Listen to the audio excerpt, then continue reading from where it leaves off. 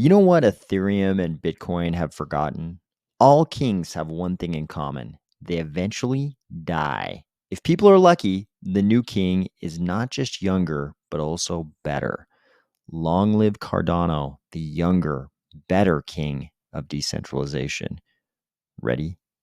Let's go.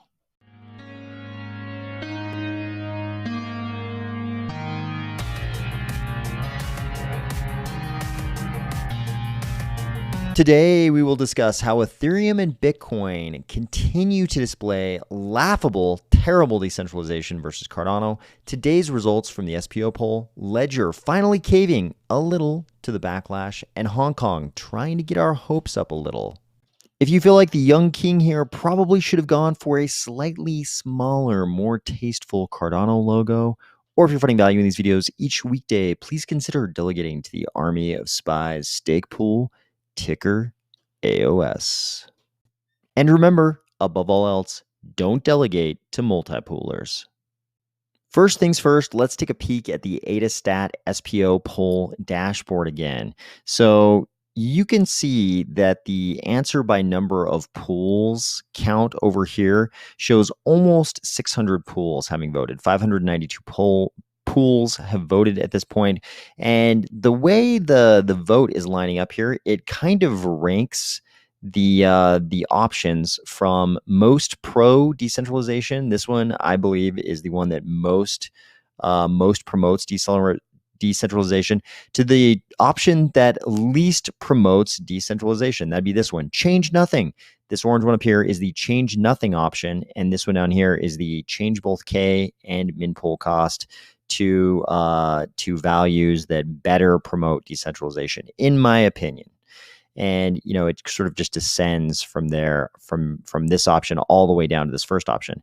What's also interesting is that the count by pool has also remained the way it was before.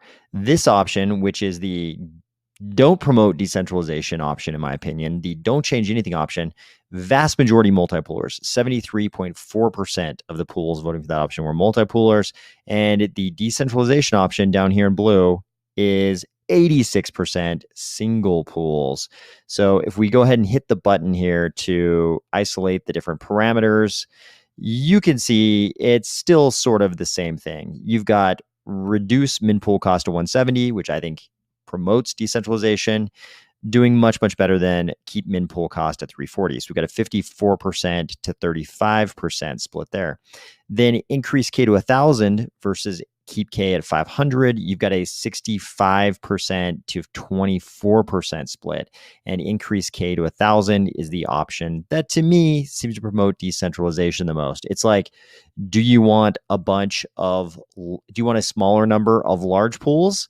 Then go ahead and keep K at 500. Or do you want to increase K to 1,000, which reduces the saturation threshold, which means smaller pools? And I think smaller pools, obviously that's going to mean more smaller pools. It's right in the name.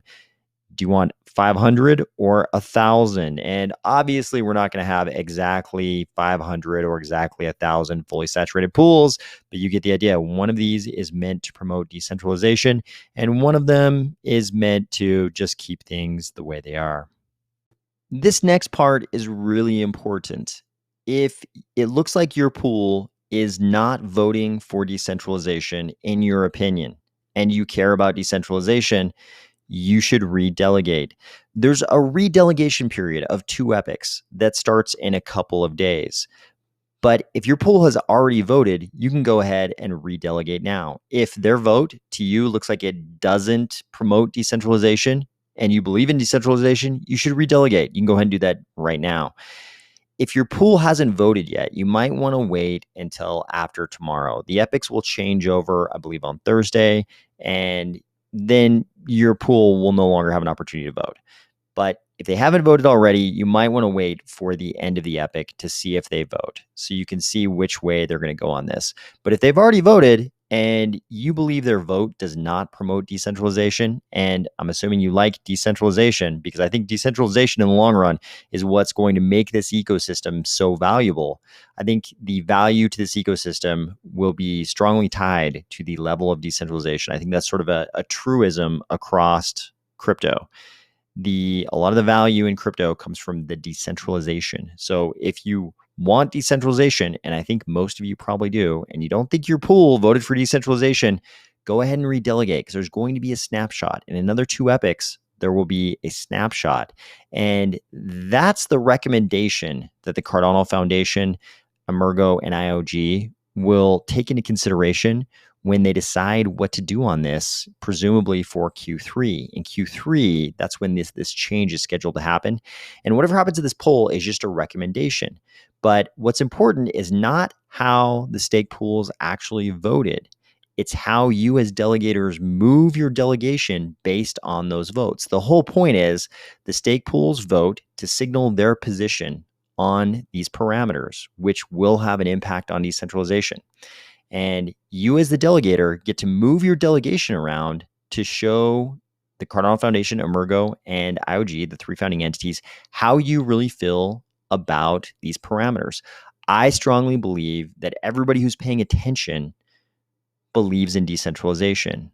And I hope if your pool didn't vote for decentralization, in your opinion, whatever your opinion is on how these parameters will affect decentralization, if you believe your pool didn't vote for decentralization, you should move your delegation. If they've already voted, just move it now. It's easy. This is an easy way for you to impact our ecosystem.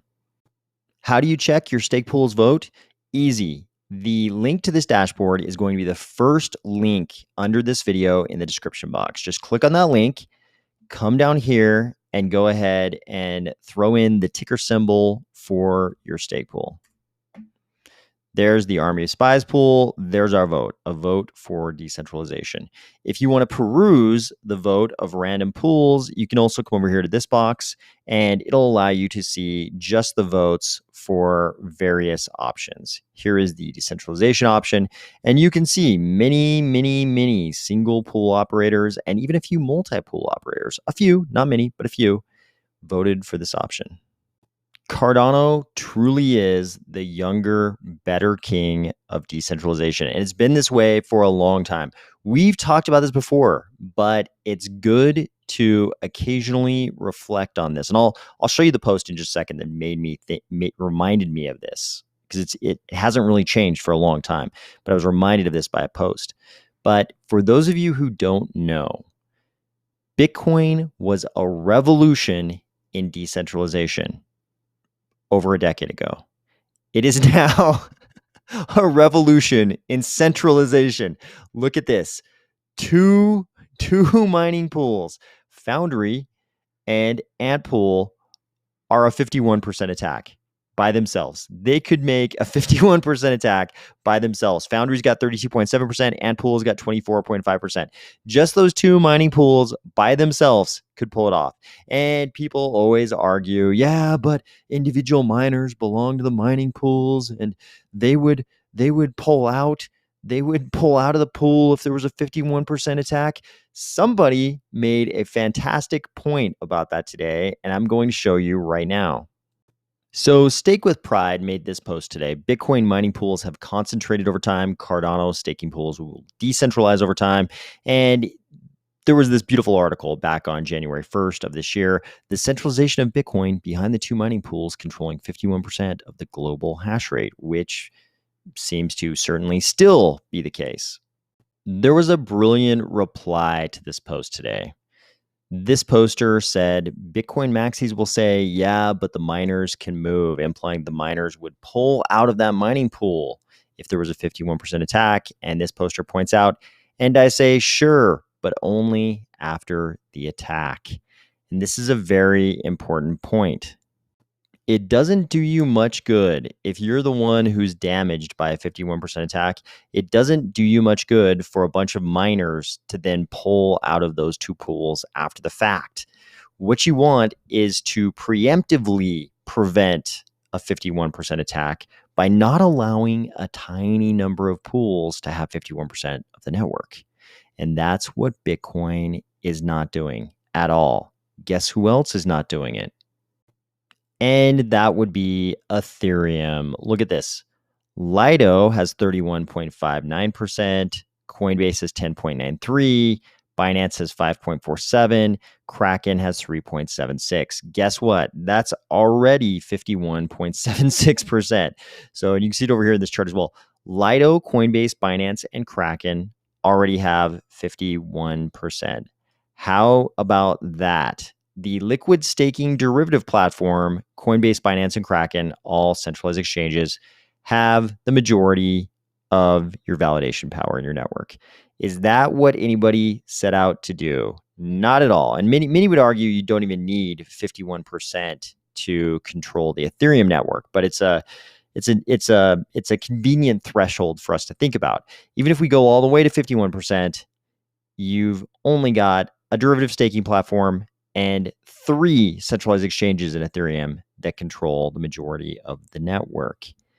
This is very different from the situation with the actual king of decentralization, at least among the large blockchains. I know somebody in the comments is going to come up with some super exotic blockchain somewhere out there, or some much lower ranked blockchain. They're going to claim it's more decentralized.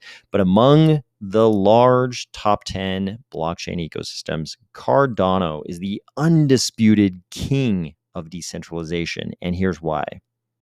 Here's what a 51% attack looks like in Cardano. Instead of it being 2 entities like in Bitcoin, or 4 entities like in Ethereum, it is, if I counted correctly, 36 different entities today. You'd have to go to 36 different entities to get a 51% attack in Cardano. We are incredibly more decentralized than Ethereum or Bitcoin. Among the large cap blockchains, I know somebody in the comments is going to come up with some very small blockchain or some much lower ranked blockchain. They're going to have some kind of argument why it's even more decentralized. But among the top 10 blockchains, Cardano is not just the new king, we are the younger and better king of decentralization. There was a time when Bitcoin was the king of decentralization. There was a time when Ethereum seemed very decentralized. It seemed like they were all about decentralization. But actually, when you look at the numbers, which they don't like to talk about very much, Bitcoin is pretty centralized. Ethereum, pretty centralized. I mean, you can make all kinds of rationalizations about miners pulling out of pools and how Lido is actually using a bunch of other pools, but they're still single points of failure. These gigantic mining pools, these gigantic staking derivatives platforms, those are single points of failure.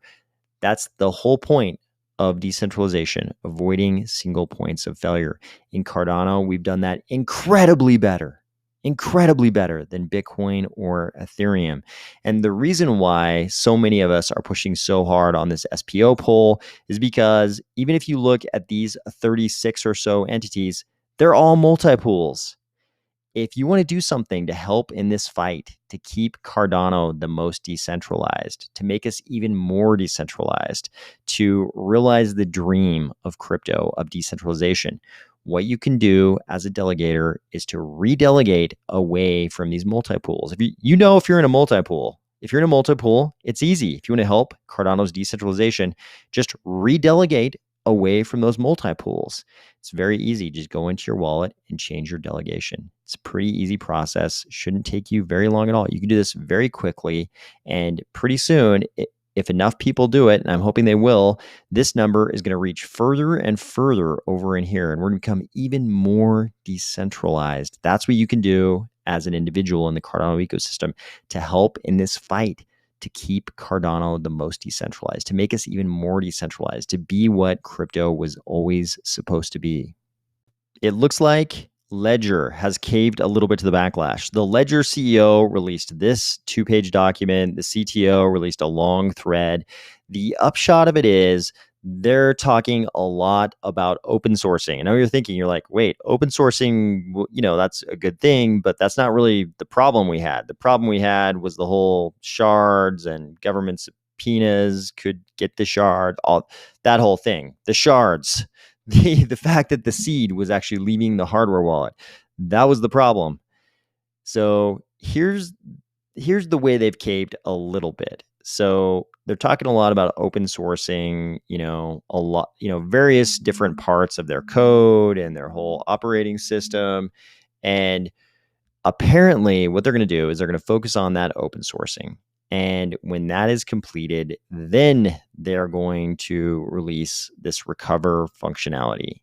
The firmware that will allow you to opt in to recover will come after this open sourcing. This is not what everybody was hoping for. Everybody was hoping they would just cave completely and say, fine, we'll only put recover on a special model of Ledger device. We'll have a new device, a whole new type of device, and only that device will have the recover functionality.